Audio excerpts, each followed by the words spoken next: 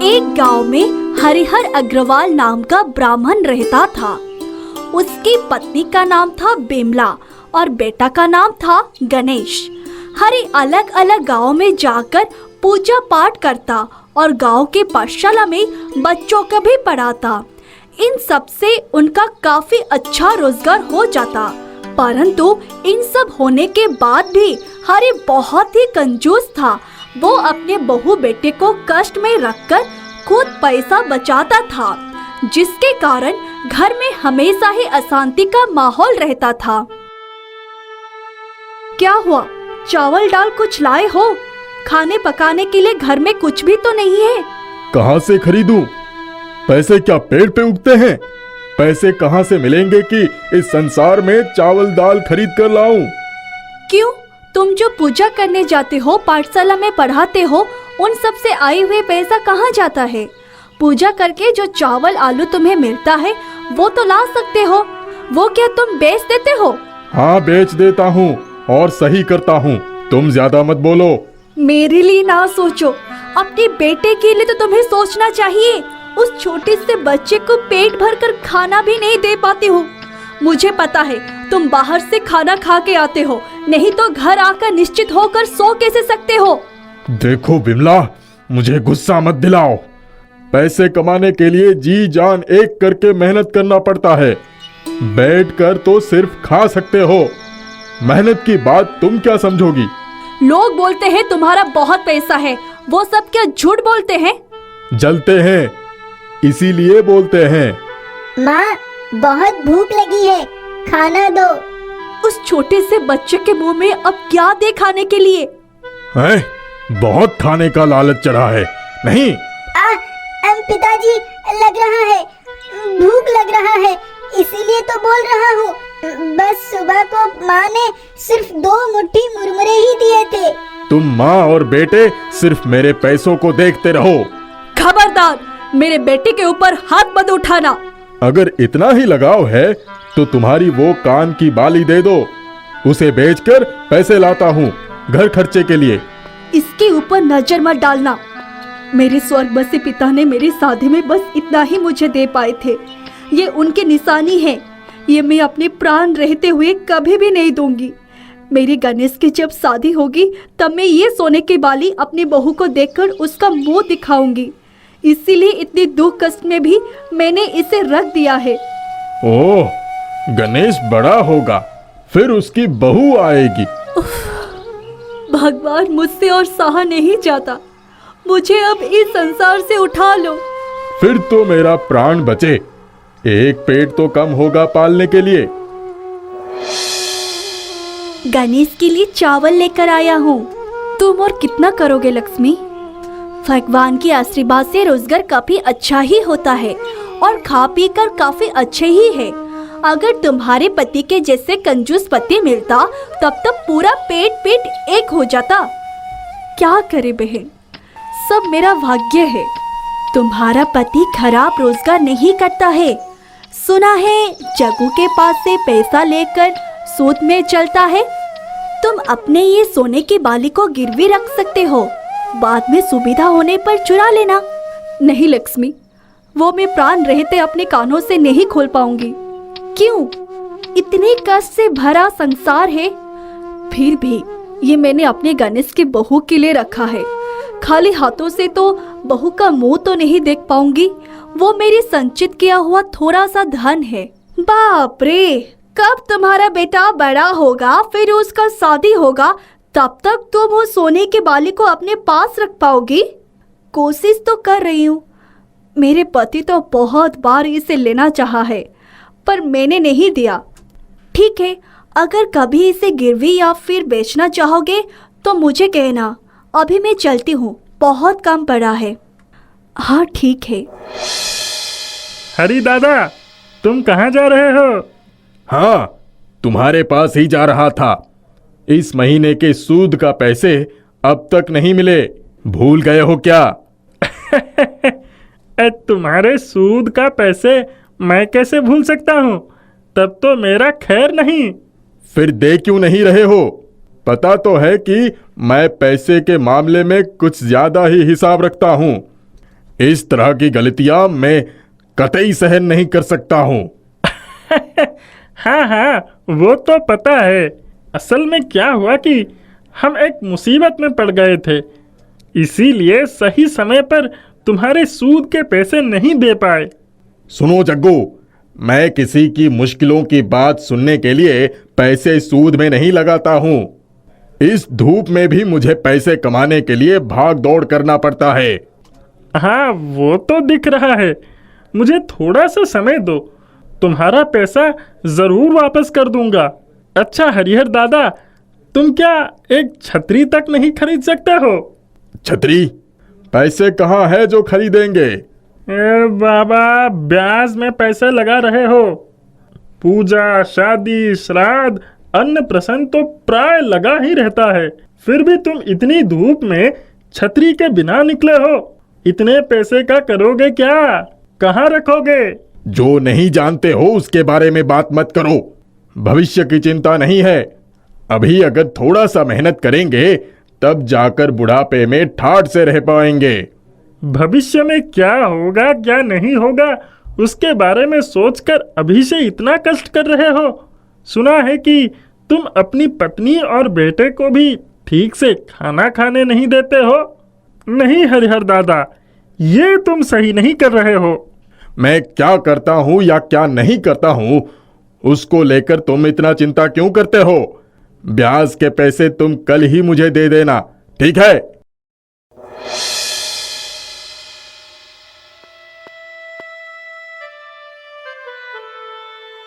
इस घर कितना गंदा है।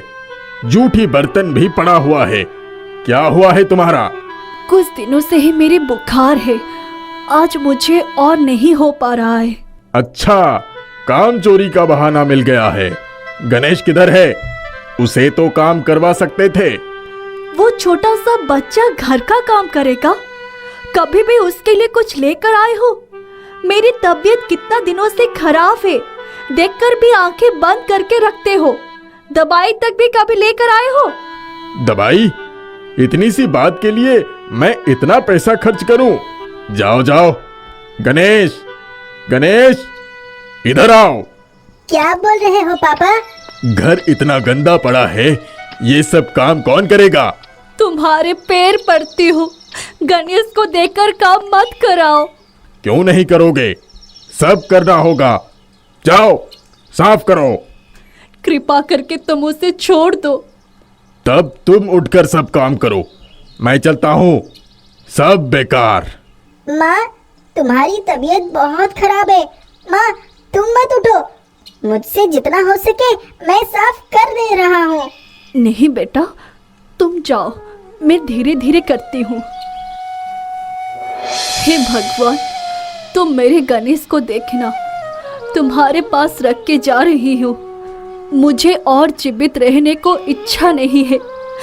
मेरे इस दुर्बल शरीर में रोज मरने से अच्छा है कि एक ही बार में मर जाऊं। तो जल्दी से बड़ा हो जा बेटा। मेरा आशीर्वाद सदा तेरे सिर पर होगा। माँ, तुम्हारी तबीयत अब ठीक है तो? हाँ ठीक है। सुन बेटा, मैं थोड़ा लक्ष्मी मासी के घर जा रही हूँ। पापा सुनने पर डांटेंगे नहीं तो? तुम कब तक आओगे? नहीं बोल पाएंगे बेटा, मेरा थोड़ा काम है। शाम हो गया है, तो जा और पढ़ने बैठ। हे गृह भगवान, मैं अपने पुत्र को तुम्हारे पास छोड़ के जा रही हूँ। उसका ख्याल रखना। ये जिंदगी रखकर क्या होगा? शादी के बाद से ही ये अपमान, अत्याचार और सहन नहीं हो पाता है। ऐसा और कितना दिन गुजारा जा सकता है? इससे तो अच्छा है मर जाना। एक अमनुष्य के साथ रहकर और कितना दिन अत्याचार सहन करेंगे? गंगा माँ, तुम अपनी ठंडी सी पानी में मुझे जगा दो ताकि मेरा प्राण भर जाए। ये कान की बाली तो मैं बेटे के हाथ में देने ही भूल गया। क्या गलती कर दिया? मैं तो लौट कर नहीं जाऊंगी। हे भगवान, अब मैं क्या करूं? अरे ब्राह्मणी, इस शाम को तुम कहाँ जा रहे हो? आसमान की हालत भी ठीक नहीं है, शायद जोर से बारिश आने वाली है। लक्ष्मी, तुमने मेरी जो उपकार किया, मैंने क्या किया? अब मैं थोड़ी अपने मायके जा रही हूँ। पापा का तबीयत कुछ ठीक नहीं है, मुझे देखना चाहते हैं। नदी पार करके जाना होगा, तो मेरा एक काम कर दोगी? बोलो ना, क्या काम? जल्दी जल्दी मैं अपने कानों के बाली तो घर में रखना भूल गई। रात हो गई है, इसीलिए इसको पहनकर जाने में डर लग रहा है। बारिश भी आ जाएगी, घर वापस जाने पर देर हो जाएगा। ये तुम मेरे बेटे के हाथ में देकर उसे संभाल कर रखने के लिए कहना, पर मेरे पति को पता नहीं चलनी चाहिए। कोई बात नहीं, आज नहीं भी होगा तो कल मैं इसको अवश्य गणेश के हाथों में बाली देकर आऊंगी। तुम निश्चित होकर जाओ। तुमने रक्षा किया मेरी बहन, और देर नहीं करेंगे। मैं आती हूँ। हरिहर दादा, हरिहर दादा, जल्दी निकलो बाहर। कौन? मैं जग्गू, तुम जल्दी से बाहर आओ। क्या हुआ है? सुबह सुबह इतना चिल्ला क्यों रहे हो? कल रात को तुम्हारी पत्नी घर में थी। नहीं, वो अपने मायके गई है अपने पापा को देखने के लिए। तो तुम इस बात को जानने के लिए मेरे घर आए हो? जल्दी चलो नदी के किनारे। नदी के किनारे? क्यों, वहाँ क्या हुआ है? अरे तुमको कैसे बताए हरि दादा, बिमला भाभी और नहीं रहे। नहीं है मतलब? क्या हुआ है? वो नदी के पानी में कूदकर आत्महत्या की है। गांव के लोग उसे पानी से लेकर किनारे पर रखा है। तुम सारी रात उसका एक बार खबर तक भी नहीं लिया। छी छी छी। सच बोलो जग्गू, ये क्या सच है? कल रात को घर लौटने के बाद गणेश से सुना कि वो लक्ष्मी कुम्हारिनी के घर गई है। रात होने के बाद जब वो नहीं लौटी तो मैं खबर लेने के लिए लक्ष्मी के घर गया और वहां जाकर सुना कि वो अपने पापा को देखने के लिए गई है। सोचा सुबह होने पर वो लौट आएगी। नहीं हरि दादा, वो अपने मान के दुख के कारण पानी में कूदकर जान दे दी है। और देर मत करो, जल्दी चलो।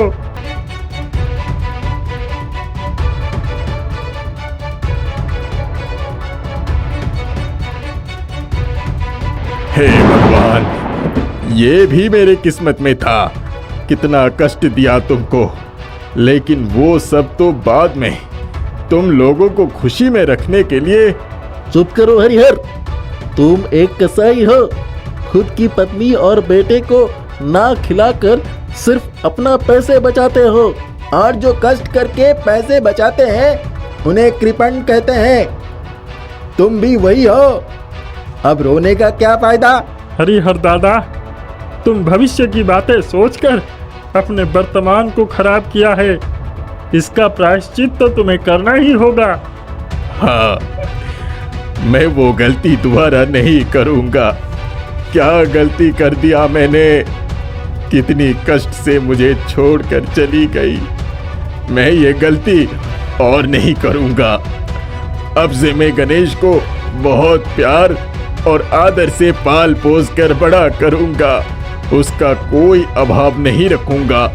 चलो सब बिमला का अंतिम संस्कार करने की व्यवस्था करते हैं।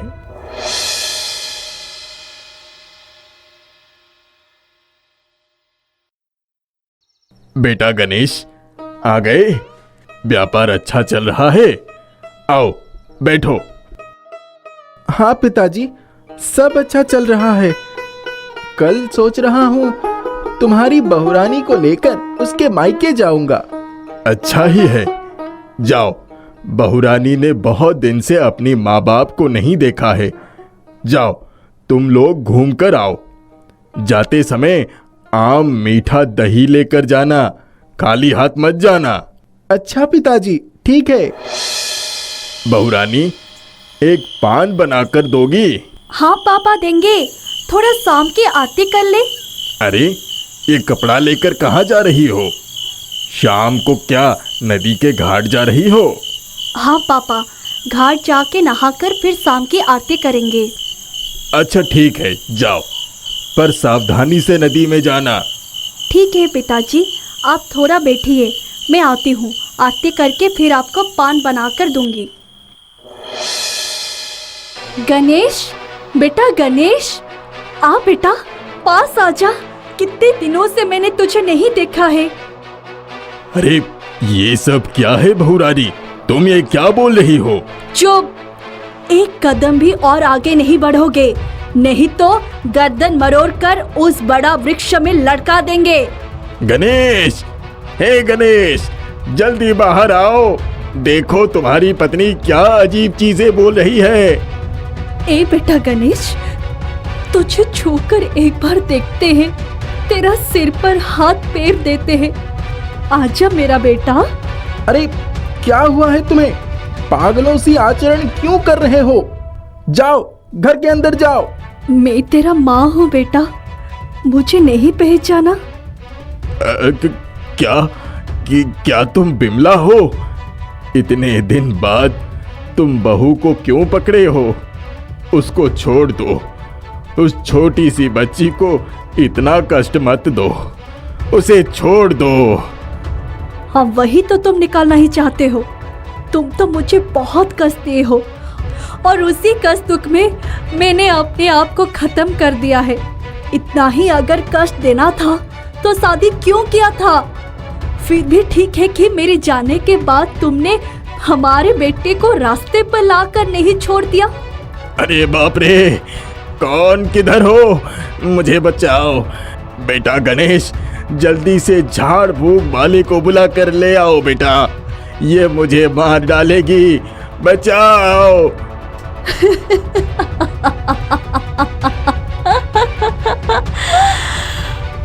हाँ पापा, मैं अभी जाता हूँ झाड़ फूक वाले को बुलाने के लिए। माँ, अरे मेरी माँ, थोड़ी शांत हो जाओ। रुको, किसी को कहीं जाने की जरूरत नहीं है। मैं यहाँ किसी को हानि पहुँचाने नहीं आई हूँ।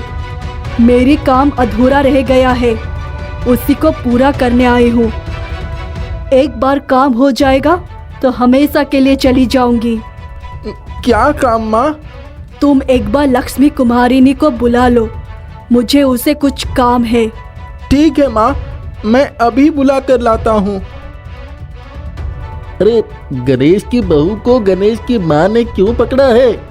बेचारी को बहुत कष्ट पहुँचा रहा है। हाँ भैया, बेचारी कितनी कम उम्र में संसार छोड़कर चली गई थी। अभी बाप बेटा का इतना सुंदर संसार है, वही देखने आई होगी। आओ लक्ष्मी, मुझे पहचान पा रही हो? मैं तुम्हारी बिमला दीदी। पास आओ, कितना दिन तेरा साथ मुलाकात नहीं हुआ है। इधर आजा। बाप रे, मार डाला मुझे, छोड़ मुझे, छोड़ो। छोड़ देंगे? कमीनी कहेगी, तुझे विश्वास करके सोने की बाली तुझे देकर गए थे ताकि तू उससे गणेश के हाथों में दे। वो बाली तूने क्यों नहीं दिया? बोल बोल। मर गई रे, कोई मुझे बचाओ। बोल, नहीं तो तेरी गर्दन मरोड़ कर तुझे पैर पर लटका देंगे। बहुत लालच है तुझे। उस बाली के लिए मुझे ये वो देकर मेरे पास अच्छी बनती है, शर्म नहीं है तुझे? अरे वही तो, उस बाली का तो पता नहीं लगा था। गुस्सा होकर जब नदी में कूदने गए थे तब कानों के वो बाली खोलने भूल गए थे। जाते समय लक्ष्मी से मुलाकात होने पर मैंने उसे वो बाली दे दी थी ताकि वो उस बाली को गणेश के हाथों में दे। गणेश की बहू के लिए वो बाली मैंने रखी थी। बोल, तू वो अपने पास क्यों रख दी? बताओ लक्ष्मी मासी, क्या ये बात सच है? हाँ हाँ, सच है। तब तुम वो बाली मुझे क्यों नहीं देकर गए थे? मुझे बहुत बड़ी गलती हो गई। तुम लोगों ने सही कहा। दूसरे दिन सुबह जब मैंने सुना कि बिमला दीदी नदी में डूबकर मर गई है तो मैंने सोचा कि मुझे जो कानों बाली वो दी, ये बात किसी को पता नहीं है। इसलिए अगर उसको वापस नहीं करेंगे तो किसी को पता भी नहीं चलेगा। इसी कारण मैंने वो बाली अपने पास रख दी थी। अभी वापस कर, मैं अपनी गणेश की बहू को दे कर जाऊंगी। देती हूँ दीदी, जान मत लेना, मुझसे बहुत बड़ी गलती हो गई है। जा, अभी जा, तू जब तक नहीं आएगी मैं यही हूँ। बिमला, तुमको मैंने बहुत कष्ट दिया है, तुम मुझे क्षमा कर दो। तुम चले जाने के बाद मैंने गणेश को अच्छे से रखा है, उसका अच्छे से देखभाल भी किया है। तुम्हारी मृत्यु ने मेरी आंखें खोल दी है। भविष्य में अच्छे से रहेंगे, इसीलिए वर्तमान को मैंने खराब कर दिया था। बहुत कंजूसी किया था मैंने, जो मुझे नहीं करना चाहिए था। अब हम लोगों का सुखी परिवार है, लेकिन अब तुम नहीं हो। थोड़ी सी शांति मिली, अब मेरे दिल में कोई दुख नहीं है। लो दीदी, तुम्हारी सोने की बाली, मुझे तो माफ कर देना। मैंने पाप किया है, मुझमें लालच आ गया था।